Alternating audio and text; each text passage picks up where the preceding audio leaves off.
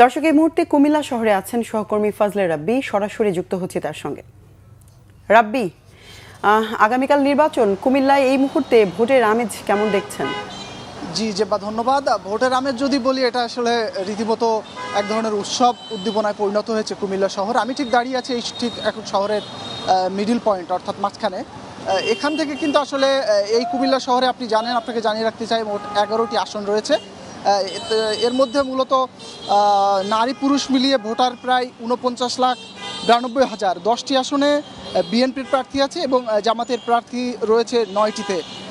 এবং এই হচ্ছে মোটামুটি তাদের প্রার্থীর বিষয়টা। এছাড়াও আপনি সকাল থেকে কিন্তু আসলে নির্বাচনী এবং গণভোটের যে ব্যালট পেপার সহ সেই নির্বাচনী সামগ্রী, এই জিনিসগুলো কিন্তু আসলে যিনি প্রিজাইডিং অফিসার আছে তার কাছে কিন্তু আসলে পৌঁছে দিয়েছে। এবং প্রতিটা কেন্দ্রে কেন্দ্রে, ঠিক আমরা একটু আগেও কয়েকটি কেন্দ্রে ঘুরে দেখেছি, সেখানেও কিন্তু আসলে ব্যালট পেপার এবং যে গণভোটের যে সামগ্রী আছে সেগুলো কিন্তু আসলে পৌঁছে দেওয়া হচ্ছে। এবং মানুষের মধ্যে এক ধরনের ব্যাপক উদ্দীপনা, উচ্ছ্বাস আসলে খেয়াল করা যাচ্ছে নির্বাচনকে কেন্দ্র করে। জানেন যে আগামীকাল কিন্তু রাত পহলে নির্বাচন, এই নির্বাচন করে মানুষের যে আগ্রহ সেটা কিন্তু আসলে লক্ষণীয়, চোখে পড়ার মতো।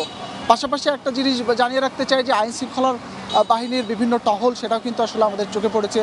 বিজিবি, সেনাবাহিনী, র্যাব, পুলিশের এবং আনসারের যে টহল বাহিনী, সেটা কিন্তু সারা শহর জুড়েই কার্যক্রম বিরাজমান রয়েছে। এবং পাশাপাশি তারা বলছে যে কোনো ধরনের সহিংসতা করলেই তাদেরকে প্রতিহত করা হবে এবং নির্বাচনকে বানচাল করার কোন ধরনের অপচেষ্টা চালানো হলে কিন্তু আইন শৃঙ্খলা বাহিনী সেটা প্রতিহত করবে। তো এই ছিল মোটামুটি বা আমার কাছে কুমিল্লা শহরের সর্বশেষ অবস্থা। রাব্বি, ধন্যবাদ আপনাকে। দর্শক, জানলাম কুমিল্লার পরিস্থিতি।